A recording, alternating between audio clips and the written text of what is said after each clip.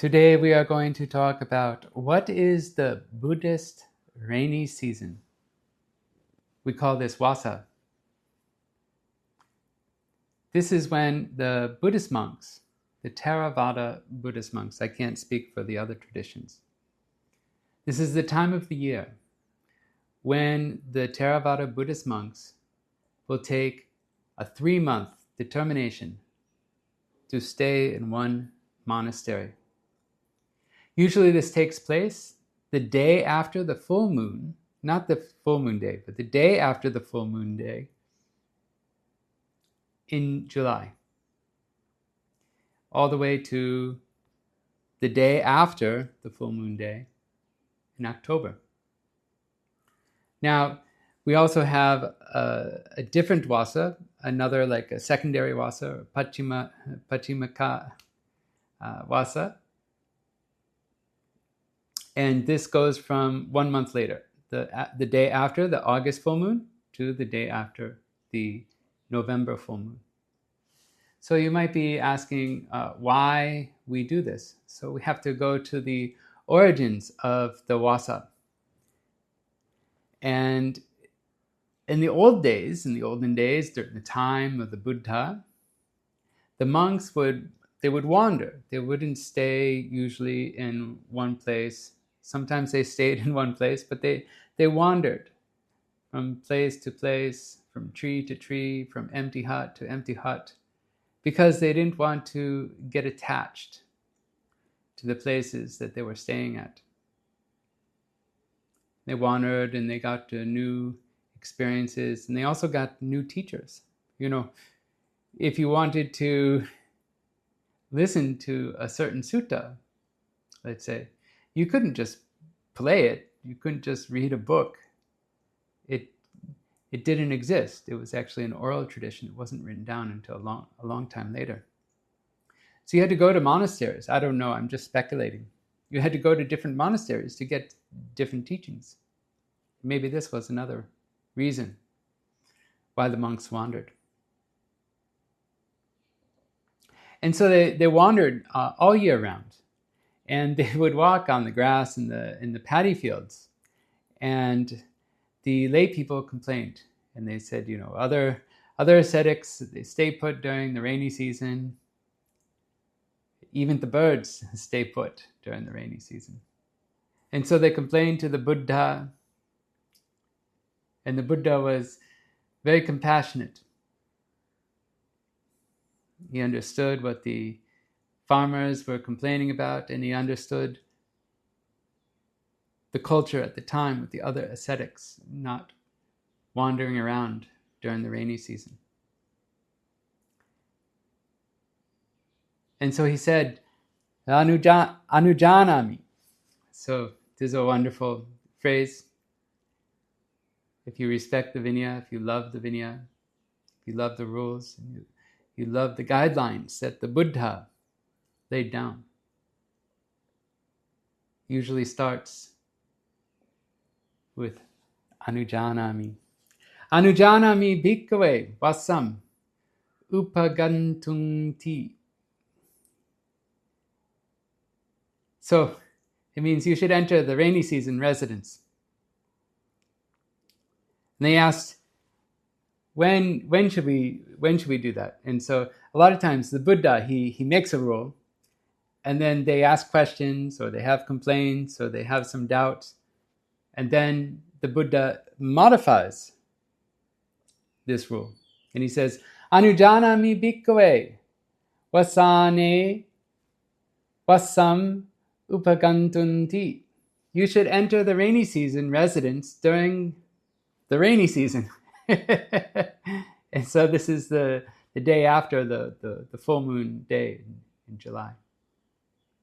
And the monks asked, how many Vassas are there?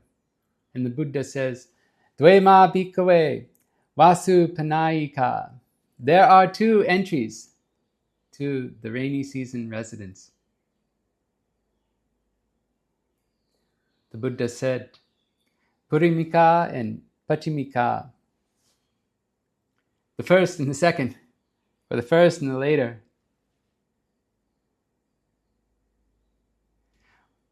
taking on the Vassa, or the rainy season, showed a respect for the farmers and for the property, and it also showed respect for the norms. As it was said, even the ascetics practiced staying put for the rainy season. And they went further. Even the birds didn't go anywhere.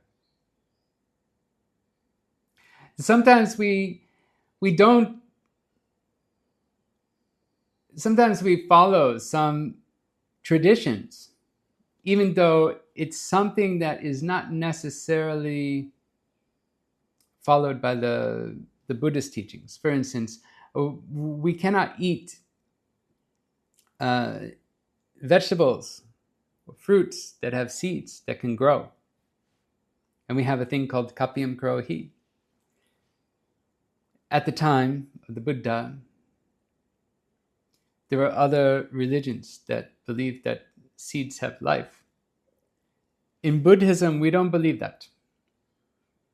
We don't believe that, but there are, we could say, these beings, these devas, these ruka devas, that they live in living plants. They live in trees. They're called ruka devas. It means tree devas. And so we follow some of the rules, but we can also justify why we follow them as well. So we don't do sacrifices. We don't preserve the sacred fire or anything like that. But we do offer lights to the Buddha. Actually, people ask, or I ask actually often to people, do you know why we offer lights to the Buddha, like candles? Why we offer candles or oil lamps to the Buddha? And they're like, oh, I don't know. And, it actually represents, that you'll get good eyesight or you'll get wisdom. But actually, we didn't have electricity during the time of the Buddha. We had candles, we had oil lamps. Sometimes you could go pindapata for oil. You go in the evening. You don't go during the day when you want to get oil. Or maybe they give you during the day when you go out. Yeah, we don't do this, but you can. But it was essential. And so sometimes we lose the meaning. We don't understand the meaning when we look back during this time. And of course, in this culture too.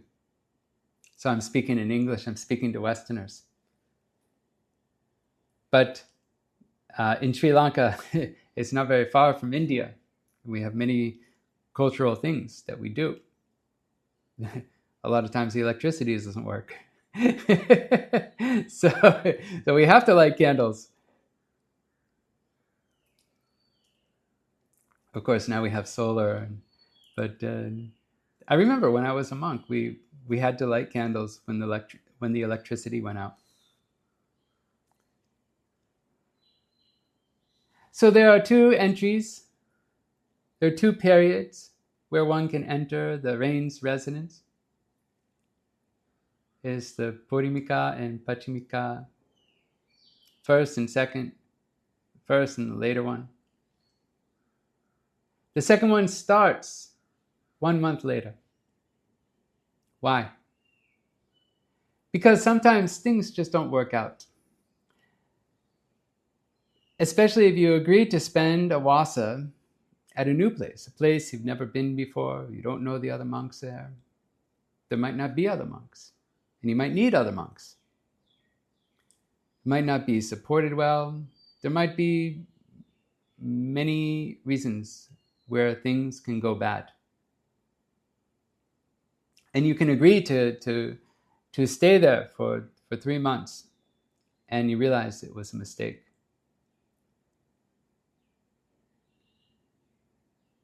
And you realize during the first week or two that it won't work out, and you have to find a new place because there's problems, there's issues. And so it's a good idea that we have 2 Vassas, so you can recover. So you have to leave, and then you take Vassa, you take that determination at another place, and you do that at the second Vassa. We call it second Vassa. We also have conditions where you can leave for up to 7 days. Sataha karaniya. You should stay for 3 months. You should avoid leaving. But if there is business, then the monk, he can leave. Usually he's invited out. Some other cases, he's allowed to just leave to take care of business. It depends. We have a whole list of rules of where you must be invited to go out, and you have a whole list of conditions where you can go to take care of urgent matters. But it's very important that when he leaves, he makes a determination that he will return. He will return within 7 days. And also, of course, he must return within 7 days.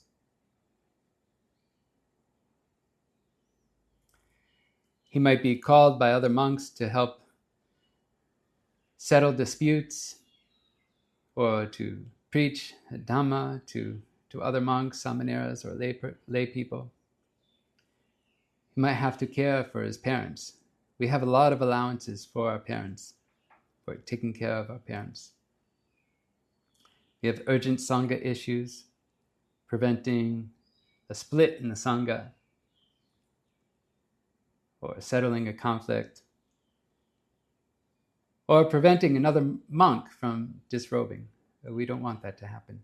These are some urgent matters.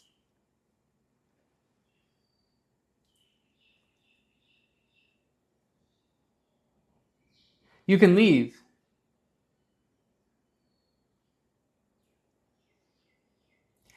You can leave and not return without an offense during certain situations. For instance, if there's dangerous animals, criminals, or even demons, sometimes can happen. Actually, that's part of the story of the Karaniya Metta Sutta. Actually, there were beings that were causing frightful sounds and smells and visions to the monks who are trying to practice. We could have problems like natural disasters, floods, forest fires, or lack of requisites. You can't survive. If it's a real serious situation, and it matches any of the cases that are listed in the Vinaya, we can't go through all those cases, then one can leave without an offense, which is good. So the Buddha, he covered a lot of the cases. And what if someone leaves the rainy season without a proper excuse, and he can't take the second Vassa? Do we judge the age of the monk and seniority based on the number of rainy seasons they've completed?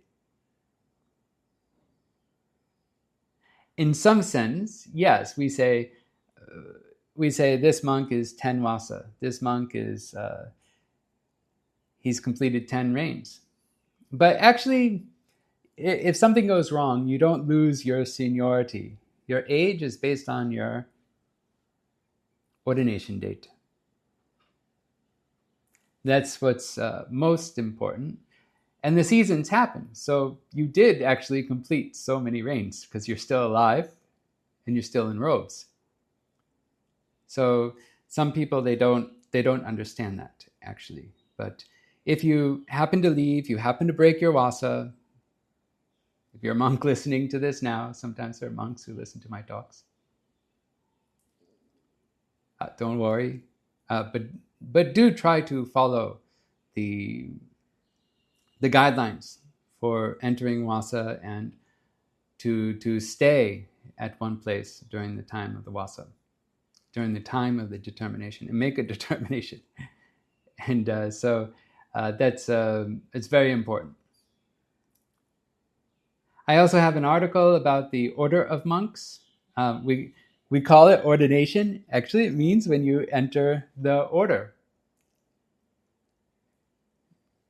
and it gives a lot of how do we say, like, gives order. It gives order. It keeps everything tidy. We know how to line up. We know how to who gets the better food, who gets the better kutis, etc. The lodging. So it doesn't stop you from your age and from your seniority. And then afterwards, we have a thing called katina. So I can't go into the robe offering ceremony. It's a whole talk or few talks within itself. But after the Vassa ends, we have a thing called the katina, and it's held within 1 month after the full moon day. Depending, people arrange different katina ceremonies because there's lots of different monasteries within the area, and they don't want to conflict with the other monasteries. Usually this is how I see it. And 5 monks need to have spent the Vassa together. And Sangha receives the robes from the donor, and the monks choose a monk to accept the katina robe. One time, actually, I accepted the katina robe. Actually, the robe that I'm wearing right now from IIT, the International Institute of Theravada. And then we get katina privileges. A lot of the rules regarding the robes are relaxed in terms of being present with your robes during the dawn rise, and how long you can keep extra robe cloth, etc. Those are relaxed. Those are the most important ones that get relaxed. And of course, you can travel again after the rainy season has ended. But actually, there are katina ceremonies.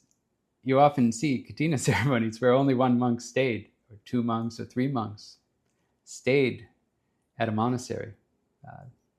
We call it a katina, because it's like a katina, but it's not official. It's not the real thing. But the donors might want it. When we take Vassa, actually we have a Vassa ceremony. We had one yesterday because it was the full moon day for the Sri Lanka Sri Kalyana Yogashrama. They follow this calendar. And yesterday we had the entering Vassa ceremony. We had all the donors. They offered cloth and big donation, etc. But actually today, which is the day after the full moon day, this is when the monks actually gather, usually quietly, alone, without so many donors, and we make the determination for 3 months to stay in one monastery. So I will be staying at this monastery. It's called Ganga Rama Meditation Center. There's another monastery called Ganga Rama in Colombo. It's very famous. This one is not the famous one. It's very small, and have a nice group. We have a nice group of monks, and so I've lived here for a little while before actually deciding to commit to staying here. We have a good group of monks. I've actually known quite a few of them before, and so yeah, I'll be staying here. When there are certain teachers who travel a lot, and you can't, it's difficult to catch them. But actually, if you know where they're staying during the Vassa, actually, you can usually find them. It's usually easy to find them. I'm not like famous teacher or anything like that, but certain teachers like Sayadaw U Kumar Vimamsa, or even Pak Sayadawji, So you find out where they're staying for the Vassa, or in America, site out Uekenya. If you need kamatana, if you need meditation instructions during the rainy season in America, a lot of people have asked. You can find out where they're spending their Vassa, where they're spending the rainy season, and it's very likely that they will be there during that time. And so I hope that you can know the rules about the rainy season. I hope that you can. It's a time where monks they sometimes make a determination to try a little harder because they're not moving around. At meditation centers, most of my monk life has been spent at meditation centers, and we just follow the schedule just like we normally do, actually. So, but I hope that you can try very hard. You can be inspired to practice. And if you have a certain meditation teacher that you've been trying to track, you can know where that you can find out where they are. You can visit them, and you can get the meditation instruction. And so with that, you can get the meditation instruction. You can calm your mind, and you can use that calm mind to see mind and matter and its causes, understanding the causes for samsara, so that you can understand what is not samsara, and to escape from samsara, to get the nibbana safely and quickly. So sadhu, sadhu, sadhu.